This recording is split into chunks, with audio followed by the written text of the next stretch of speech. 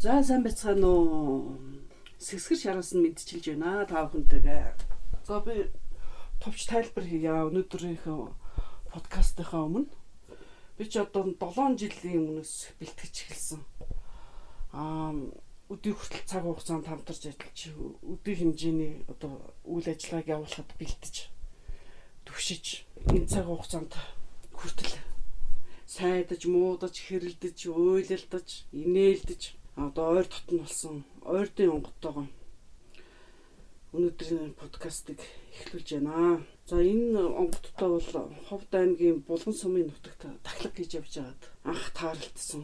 Тэгээд уул усын байсгаж дахлаг хийхэд маш их баясан. Анх залгарч байлаа.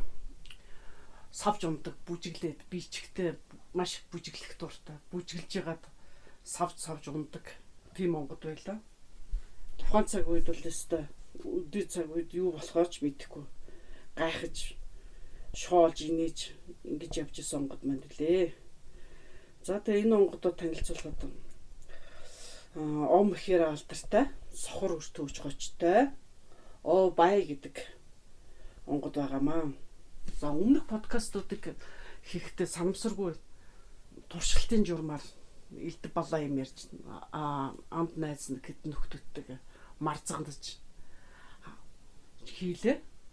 Энэ цаг хугацаанд хийж явахдаа бол хин сонсдгийг сонирхогчгүй ах. Тэгээд мэдгчгүй ах ямар амаатай тэгэл нэг тавьчих гэсэн үүдэн дээрс хийжсэн. Тэр үед хамт хийсэн онгод маань бас эрүүл мэнд гоо сайхан тэгээд нүүрний арчилгаа энэ төр зөвлөгөө өгдөг удган байсан. Тэр удган онгод маань тас инээж хүрдэг их айлгүй. За тэгээд тэрнтэйгээ нийлээд ярихлаараа бид нэр хөөрөөд хамаг юм мартаад чарлалдаад инээлдэд ингэж подкастуудыг хийжээ. Тэгтэл сонирхолтой хүмүүс сонирхсан байна. Сонсоод сонсчод энэ хитрхи хийнэ гэдэг та нар гэж шүүмжилж ирсэн. За тэгэд энэ шүүмжлэлээс болоод манай эмгэн буурлангууд минь ажлаасаа халагдцсан. Тэр жаахан асуудалтай болсон шүү. За тэгээд тэрний оронд одоо та нар дандаа ингэж марцганж яхаар хүнд хэрэгтэй юм хийгээч гэж одоо зарлиг тослоо. Тэгээд зарлиг тоссон би чинь хөөрхий тэгээд баянготтойгоо хідэн подкаст гэж энэ хачин яриануудыг хүмүүст хүрэхээр шийдлээ. Тэгтээ өмнө хийжсэн алаа багшин зантай тас инээж хурж исэн тэр онготтойгоо хийсэн бол илүү хөвгчлөлтэй байх л да. Янз янзын олон зүйлүүдийг чөлөөтэй ярьж ингэж марцгалах байлаа. Гэтэл одоо жоох ажил төрлийн болоод ирсэн чинь сэтгэл санаа жахан айдас хүрээд санаа зовж эхлэв шүү. Буруу зүрүү юм хийчихвэ гэж жахан өөрийнхөө үйлдэл үг яриандаа бас анхаарахгүй бол болохоо байж эхэлсэн шүү. За тэгээд баян онгод маань бас жарчимчин хүн тэг тас хөхрөө дураар нь дэвэргээд өнгөрөөгод байхгүй. Бас тодорхой хэмжээнд ингэж хянаж авч явж идэг. За тэгээд шанга гашгч инээдгүй ийм онгод байгаа шүү. За тэгэхээр хүмүүс шүүмжлээд унах юм бол одоо подкаста бүгдөө болно хийхэ болно хичээд зовоод санаа зовоод бали гэдэг. Тийм учраас одоо цаашаагаа болгоод айлаа наашаа бидэн рүү хандуулаад аливаа наашаа тухтаа сууцгаагаарэ. За тэгээд өнөө цаг үед гачи юмнууд ярьж юугаа ярих уу гэдэг юм дээр 12 сар шүү дээ. 12 сард чинь зүгээр яасан ч олон баяр хөөр болдгийг, цэнгүүн болдгийг. Ер нь баярлаж цэнгэх ёстой юм уу? Ёсгүй юм уу? Энэ талаар хөөрөлдөхөр шийдлээ. Ингээд чихээ наашаа зөв тав гэж сонсцгоё бүгдөө. За алтан түшиг энэ онгод минь буугаараа бууч хайрлаараа буурн дээр хашигчингэн буугаараа гэдэг шиг. Амар байна уу дэцээ байна уу. Шигүүд. Сэсгэх юм юу сэдэд сонсоод. Өмнөх подкаст чинь хүмүүс сонссон байна. Тэгээд над руу бас олон хүмүүс хүсэлт явууллаа. цаашаага үргэлжлүүлээч. Элдв янзын сонь юм ярьдаг юм байна. Тэр марзан яриануудаас ч бас авууштай юм байна. Бас санууштай юм байна. Тэгэхээр цаашаага яриач гэдэг хэлж байна. Тэгэхээр би одоо юу ярьдаг юм блэ гэж утсан чинь энэ 12 сард маш их хэмжээний амралтууд ирлээ.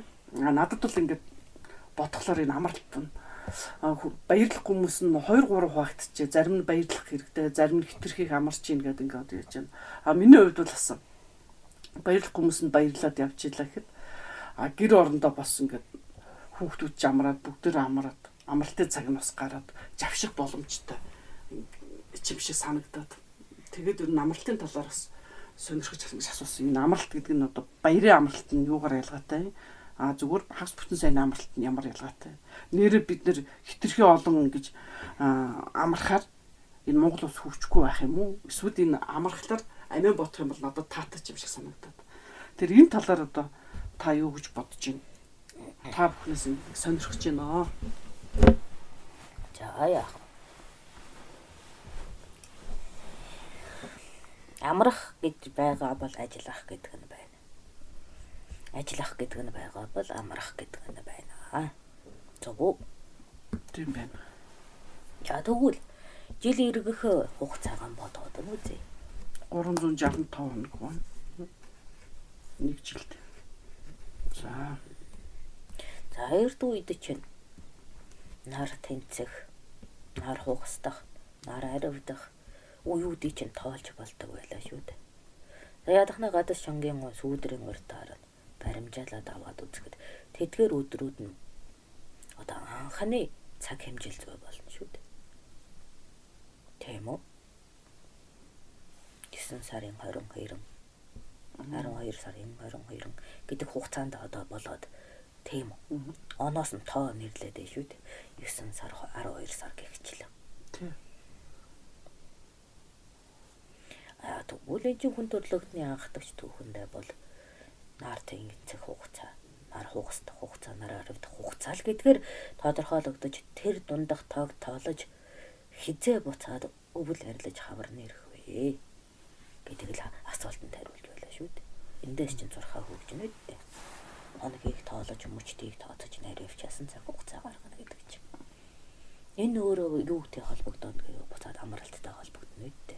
Хизээ идвэхтэй ажиллаж энэ цаг хугацааг үр дүнтэй өнгөрөх үү?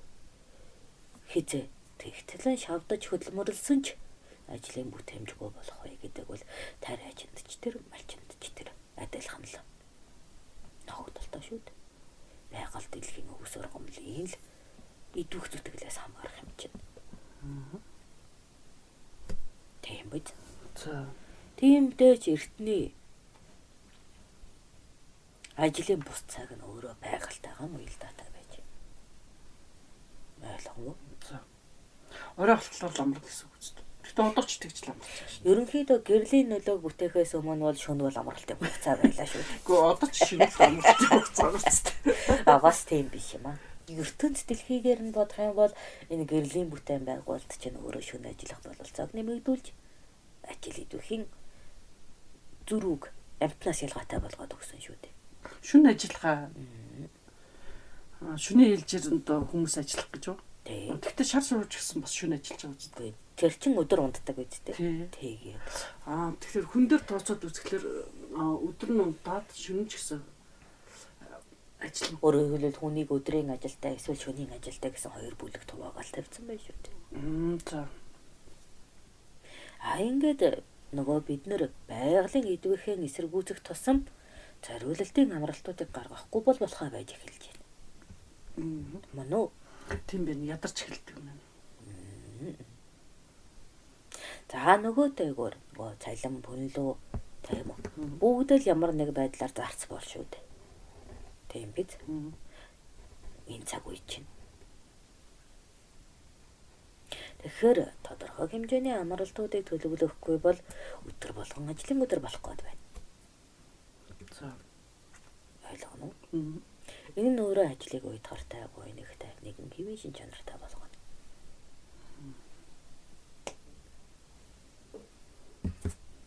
Тэгэхээр ажлын амралтынхаа өдрөөр нөгөө Ажилласаар гад нэг хэвэнд загварт ороод тэгээд ядраад уйдгарахгүй нэгтэй учраас тэрнийгээс сэргээхийн тулд баяр болгоод дамралтынхаа өдөр баяр болгоод байна гэсэн үг. За ерөнхийдөө тэгэж ойлгож болж байна. Тэгэхээр амралт ямар ажил эрхэлж байгаад хамаатайгаад үр ашигтай үр ашиггүй янз бүрийн хэв шинж бий болох нь байна. Ухамжтай юу? Тийм байна. Тэгэхээр за би ч надаа ард түмнээр амар хоёр баяртай цаг үеэс гарч ирсэн хүн л дээ. Хоёр хүн тий. Хоёр. Одоо бид нар жаргаад байгаа юм шүү. 15 баяртай болсон шүү. Их байна. 15. Тэгээ хагас бүтнээ нэмэн. За албан ёсоор бүх ард түмэн албадан амардаг. Хэрвээ тэр өдрөөр боологч болдгоо ажил хийлэг бол цаазаар ахуулдаг тийм цаг үе. Болог бас амрах хэрэгтэй гэж юу? Яа гоо. Тэгэхээр бүх ард түмнээр амардаг. За Хоёр баяртай. За албан бус дахиад хоёр баяртай. Олонхоор амардаг. за ингээд дөрвөн баяр болох нь. Тий, дөрвөн баяртай байлаа. За энэ дээр нэмээд Отогомогийн зохион байгуулалтын дөрвөн баяр байгаа. Дөрвөө. Үгүй, аль нь лсэн биш үү? 8 болчлоо. За энэ бол бидний төр захиргаагаар зохион байгуулалтаар соёл үүсгэж баярлаж ирсэн нийт баярын тоо. За Ойлгоно уу? За хамаг монголчуудын хоёрын. За хувь хүн дээрх баярыг нэмэх юм бол дахиад хоёр баярыг нэмэнэ. За болсон шүү. За ингээд жилд нэг хүн дундажаар 10 баяр хийдэг байжээ. Сонирхолтой. Баяр хийх зав байна уу гэдэг дээр бас гарч ирнэ. Дайн дажингүй үед те хийн. За дайнтай байсан ч далимдуулан баярлана. Энд чинь нөө их цагийг ивэж байгаа. Зүйл учраас ихэд нандагдаг юм шүү дээ. Баяраа юу? За одоо тэгвэл Яг бол тэр баяраар үхэхгүй гэдэг нь баталгаатай учраас. Баяр цэнгэл чин сэтгэлийн өглөөргасаа байна гэдэг. Тэгвэл төрийн бүх нийтийн хоёр баяр нь юу юм бэ? За нэг оныг минд давлаа гэж баярлнаа. За одоо шинэ жил юм уу? Танахаар бол. Ягаад гэвэл малчинч байсан, тарайчинч байсан. Тийм үү? Нэг оныг минд давж одоо малны тарай буданы гачигдалгүй давах нь маш том үйл явдал. Тийм учраас нэг оныг минд давахыг бол бүх ард түмний баяр гэж үзэж болно. Энэ нь одоо цагаан сар. одооныхоор цагаан сар гэсэн үг. Ойлгоо. Тийм байна. Тэгэхээр нэг оныг минь давна гэдэг чинь өвлийг даваад гэсэн үг үү? Эсвэл нөгөө та нарын эртнэр 9 сарын 22-нд бодоод байна уу? Хугацааг нь яаж тооцох вэ? Цагаан сараа. Тэгэхээр минд давна гэдэг чинь нөөцөө бэлтгэн. Суурнаас л бий болно гэдэг. Юуны суурнаас? Нөөцөө бэлтгэх. Нөөцөө бэлдэнэ гэдгээр чинь намар нөөцөө бэлддэг үстэй. Яг үнэн. Амжилттай нөөцөө бэлдсэн үед энэ өвлийг бид минд давах нэ гэж баярлана. Өрчилж бэлдээд шүү. Тийм, амьд үлдэх нь нөөцөөс хамааралтай учраас амжилттай бэлтгэвэл тэнд чинь баярлана. Хэрв дээрэмдүүлэн тонуулан за сүрх юм бол минд давах аргагүй учраас баяр тэмдэглэх биш үхэлд бэлдэх хэрэгтэй болно.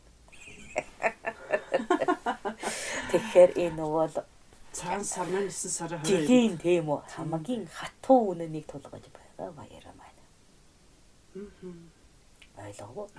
Хэрвээ чи инх цагийн хүмүүн байгаад адуу малдаа тавих өвстэй. За тариачин байх юм бол арван их ургацтай байх юм бол энэ баярыг тэмдэглэх нь боломжтой. за энэ нь адуу мал чин тарах тавиаргаа сайн авсан бол дараа жилийг чи үзэх нь гэж баярлах нь. Тариачин байх юм бол ургацсан хорч дараа жил дахин тариа бодоод түгээн дэлгэрүүлж идэж явах столгүй байх нь гэж баярлах. Тийм учраас хамгийн том баяр маань. Тухайн цаг үед тийм үү хөх шар мөрнэ нутаг дэвсгэртэж тэр хамаг Монгол эмэлчин дүмэндэж тэр хажуу хэвс урлаачд ч тэр хойд анчдаж тэр энэ намрын баяр бол хамгийн намар баяр байлаа. За ойлголоо. Ойлголоо. Тийм байна. Ач холбогдолтой байна. Анчт бол өөх их сайтан аваа аавлаж хүмүүлэн хичээ бэлдсэндээ баярлна. Малчид бол малаа таргалуулж тийм үү минь өглийг давах болсондоо баярлна. Тариачид бол тарьсан ургасан хурааж чадаад гал томор ганцуудад урах цан алдчаагүйдээ баярлна. Бүх хөдөлмөрийнхэн эцэст өгөөжөнд нь баярлаж байгаа юм шүү дээ. Тийм байна. Тэгэхээр яасан байх нь маш их хөдөлмөрлөөд шагнал болж амарч байна шүү дээ. Энэ бол шинэ. За. Өөрөөр хэлбэл дахин нэг жил амьдрах бат алгаа юм. Тэгэд энэ бол төрөөс зохион байгуулж байна тийм ээ. Тийм ээ. Яагаад гэвэл төрд доод бүлэг гэж байдаг. Ямар ч сайн төрийг байгуулсан, ямар ч хайхавжигтай хаан оршсон доод давхраг буюу хүнд хэцүү ард түмэн байдаг. Тийм биз? Тэгэхээр энэ үед хүний алдааг уучлж шоронгоос чөлөөлөж. Энд бусад ард түмэндээ хохиролтой байсан учраас хохироосныг хориглоно үедээ. Тэдний гин бурууг өршөө хэлтрүүлж хүн болох зам чөлөөг тавьж төрөөс авах арга хэмжээ. Өршөөлнийг өсөлийн хуйлан байна. Ойлгоно уу? За нөгөөтэйгөр төр тэтгэх ардаа тэтгэн. Яагаад гэвэл бид ч бас самуун цагт байлаа да. Хичнээн хөдөлмөрлсөн ч дайрам тануулд надад мал хураасан тариагуудаа алдах нь биш үү? Тэгвэл илүү нөөцөлсөнд нь баг хаан хишиг өгч энэ өглийг тавах бололцоо болгоно. Тэгэхээр хишиг түгээлэг яв. Эцэгийнхээ алдсан мөнчин балчаад энэ оныг бас яаж тавах вэ? Тэднийг ивэл хайранд авч эцэг ихтэй болгож бүлдтэй хамаарч баярлна. Охомжтой юм ч та. За энэ дээр төрөөс зохицуулаагүй дахиад нэг юм орж ирнэ. Хурим. Яагаад гэвэл бид нар чинь гэр бүлийн зохион байгуулалтад төр улстай байлаа шүү дээ. Тиймээс отог омог дотор ханилан суух юм бол цус арталт болчихно шүү дээ. Нутаг хошуудаа ижил хүнтэйгээс овол удамшилын үесэдгэх өвчнөд болох учраас хориглогдно. Тиймээс нийт бул тараан хуралдан чуглаж өр хүүхдүүдийн хооронд танилцуулж нөө цус арталтаас сэргийлж хуримнууд гин шүү дээ. Охомжтой юу. За. Энэ хоёр бол төрийн баяр гэсэн үг тийм ээ. Хоёр биш ээ, нэг л баярыг яриад байна. Өөрөөр хэлбэл төр далимдуулж гэр бүлийн баяр нь орж ирээд хурим нь. Яг нийтээрээ цуглаж байгаа учраас хишиг түгээлэг энэ төр гээд бүх улс үндэстний орон зай хэцүү ядуу амьдралтай хүмүүс чинь нэг газар цугуулчих биш үү. Тэгэхээр чи хишиг түгээх нь нөгөө л ноёд баядан уучаараас яах юм. Нэгээс авч нөгөө дөхөд чинь нийтээрээ цуглаж таарна. Тэгэхээр баянаа харахаар чинь охин охиноо шилэж хүүн хүүнээ учруулах боломж өгнө гэдэг. Тийм бэ. Тийм учраас энэ их чуулсан далимыг тааруулж ураг сүгээ тавьж хурим нараа хийдэг байхгүй. Тэгээд нэг намар данд хурим манд болоод байгаа юм шүү дээ. Одоо ч уламжлал бай. Ой тэгээд юу яах вэ? Урт хугацаанд энэ чинь энэ хിവэр Чингис хаанаас ч өмнө байсан, Чингис хаанаас ч хойш байсан гэдэг шиг тогтож байгаа ёс заншил юм шүү дээ. Тийм бэ.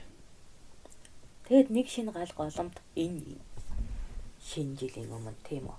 Миндэд одоо оршин хамгийн их хөрөнгө чинээтэй байх үед оршин тогтно гэдэг чинь боломжтой байгаа юм. Тийм бэ. Нийт мөнгөний хувьд ч гэсэн. За хомчтой ёо. За болоо. Тэгэхээр ингээ хурим найраа өндгөн сүн асуудал ингээд бүлт нийтээрээ цугласан үед би болоод байгаа юм. Тийм бэ. Тэгэхээр энэ чинь яалтачгүй тэмдэглэж байгаа юм. Тийм бэ.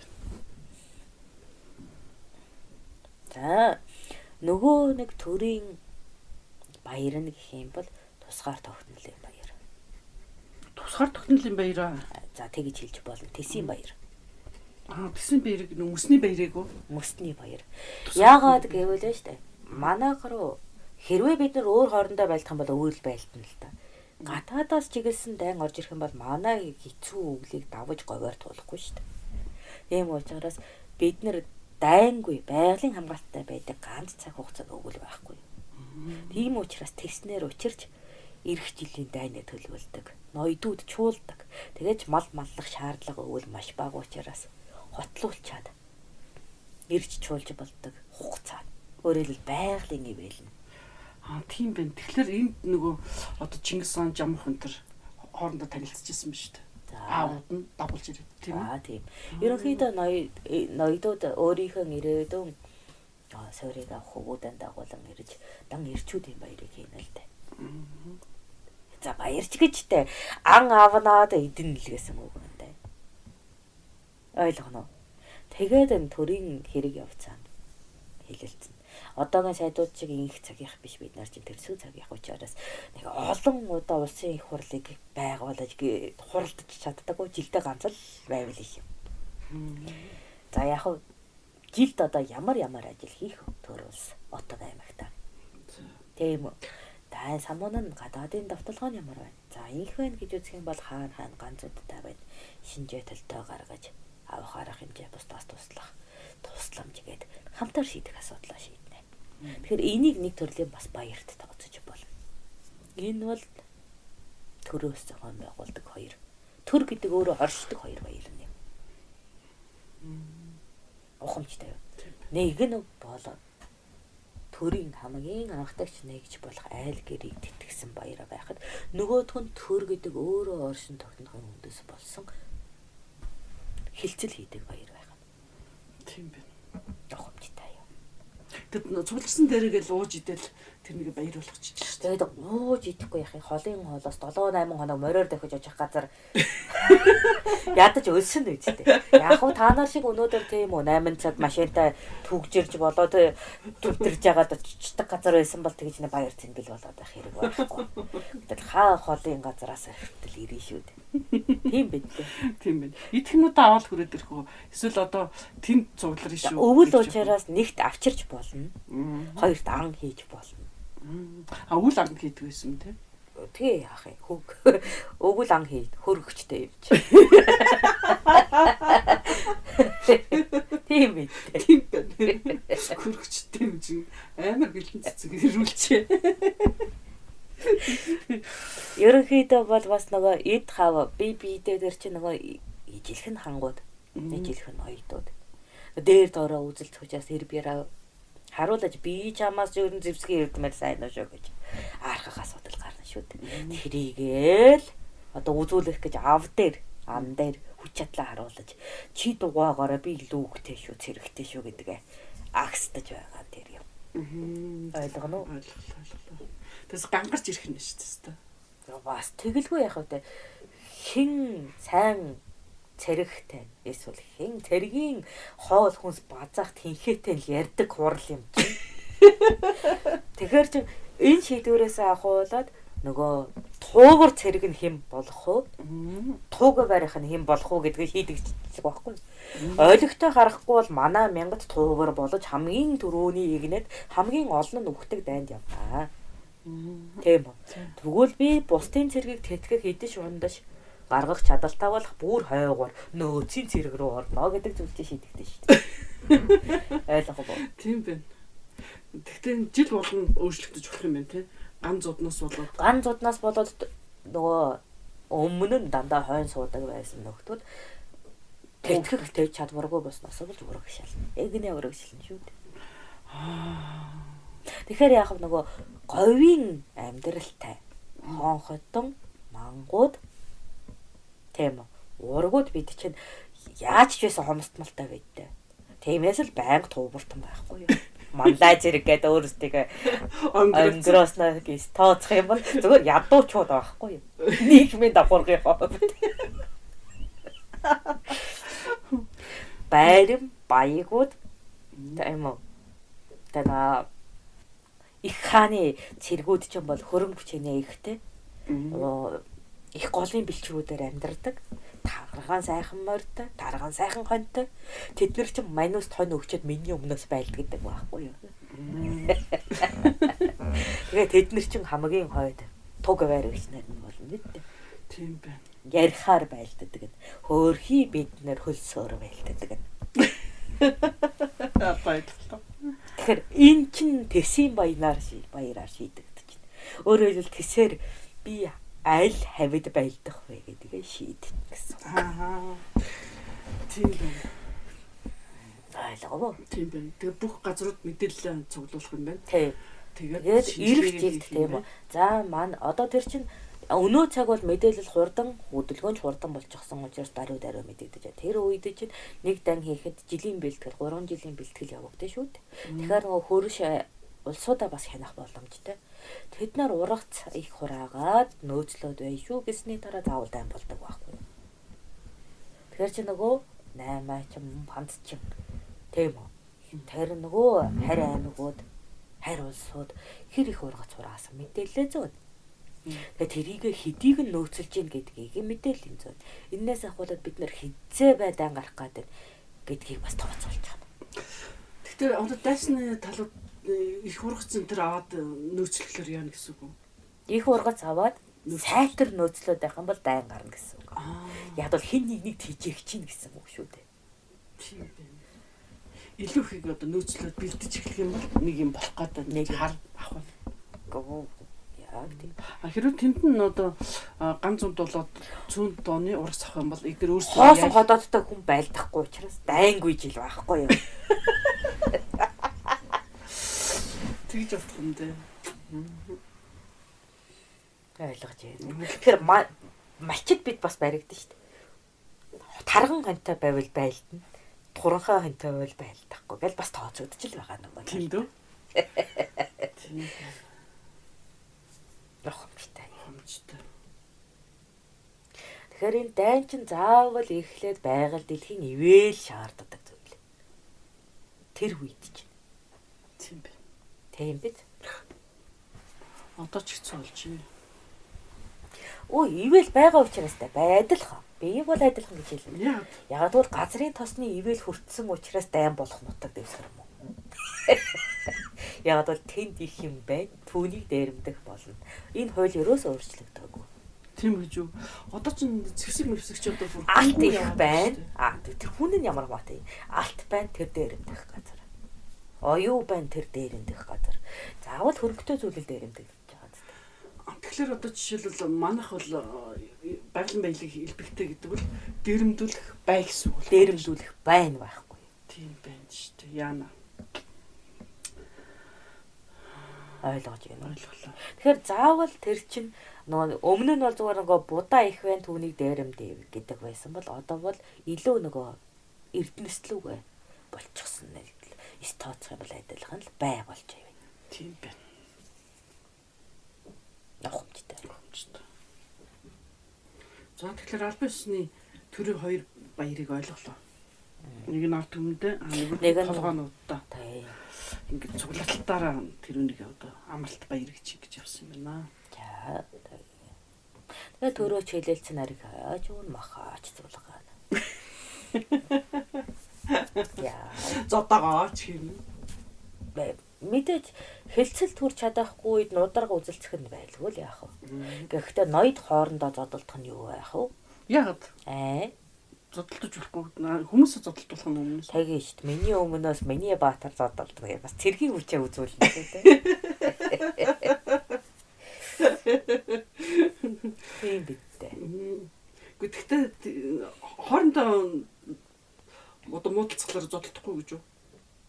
Одоо манайхан чинь зодолдоод байгаа шүү дээ. Сая гээд би мэдээ уншихад хамгаалалтын албаны хоёр нэг нь ерөнхийлөгчийн хамгаалалтын алба нөгөөх нь өөр хамгаалалтын албаны хоёр нөхдөд хоорондоо гүйлцэн явсан шүү. Дарга нар нь. Тэгэхээр чинь дарга нар хоорондоо гэдэг чинь ноёдод хоорондоо зодолдож болно гэсэн үг үстэй. Яг 35-аас доош насныхан бол өөрсдийн биеэр ир хаваа үзээд байдаг юм аа. За. Тэгээ 60 өгөхөд ирэхээр чинь бие нь угаасаа эцчих юм чинь. Өөрийнхөө өмнөөс босоо цогтоо. Яаса. Ойлголоо. Тийм бид дээ. Угаасаа зодтолтод манийх нь барах тийм хэв биш ээ. Ирэхээр чинь. Тийм бэ. Тэрнийг бас тооцож авч явах юм байна. Тэгээ яг хав тооцоогүй ноёдууд бол их хэлбэр байдаг. Өөрийнхөө өөрөөрөө зодтолдож байгаа ноёдууд бол угаасаа урагшаа томилогдох нь ойлгомжтой. Тинчнээс нь хараад бос томилчих уу? Мэдээж. Яагаад гэвэл зангаашаа барьж чадахгүй. Бодлогын төвшөнд тархин ажиллахгүй байгаа юмнууд бол хамгийн түрүүнд төг тахих ёслолд орох зэргүүд болно. Яна тийм биш. Тийм бэ.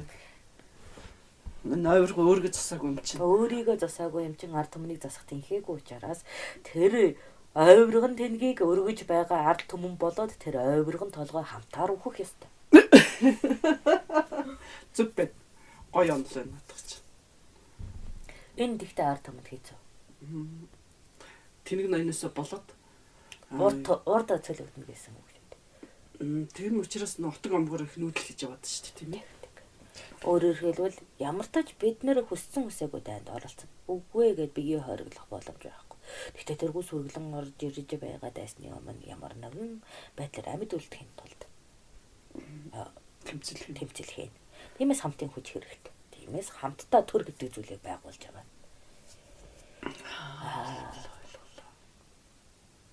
Нутаг дэвсгэрийнхээ орон зайнаас болоод бид нэр хамгийн түрүүнд талхлагдах нутаг дэвсгэрт амьдарч байна уу? Эсвэл нэлээд хідэн дайны одоо өртөөд авч байж эзлэгдэх нутаг дэвсгэрт амьдарч байна гэдэг нь хоорондоо дамжилдаг асуудал болно. Тийм шүү дээ. Зүгтж айдан газар байх болов. Айл бодох тийм үү? Нэг ядаж нэг 10 хоногийн дайны 10 дахь хоног дээр нь байлдах газар амьдрахыг хүснэ дээ. Тийм бэ. Илүү 9 хоног амьдрахыг хүснэ. Тэгэхээр энэ нь дотоод тэмцлийн одоо шалтгаан.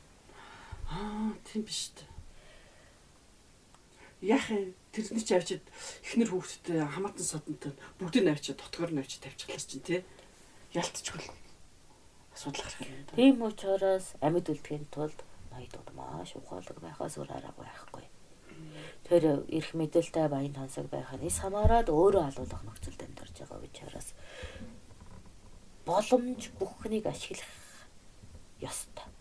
Боломжийг бүтээхийн тулд ард түмнийг тэтгэх ёстой. Гэдэг л зарлагтай юм шүү дээ. Ойлголоо. Ухамжтай. Энийг хэн зарлагтаад байгаа юм гэвэл тэр мөнх тэнгэр. Яг л тэнгэр зэнлэгддэг. Ийм нөхцөл цаг хугацаа нийгэм даваачаа төрүүлсэн юм чи. Би хаан зүлэгдэд байх гэж бодсон шүү дээ.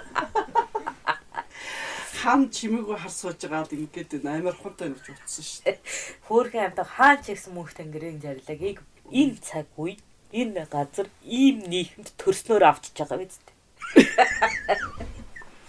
Хэн хүссэндээ хаан болъё гэж төрсөн юм бэ? Байхгүй шүү дээ. Нэг л төрсөн чинь хатны хэвлээд бүрлдэжсэн хааны үр үзтэй.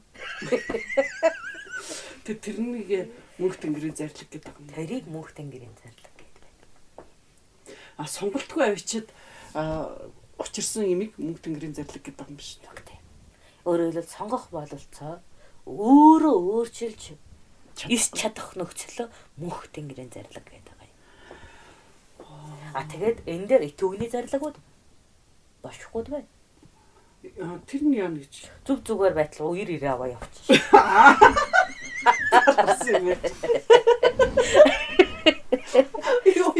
Энэ хоёр хэцүү зарлагыг дагдаг байхгүй юу? Одоо эдлээ. Яа. Зам ямар ч гэсэн төрийн 2 баяр нь зөв 5 нэг иймэрхүү байсан юм байна. Цаашаа чи юу л 10 баяр байгаа шүү дээ. Яа. Асуудалтай юм байна. Зөв 5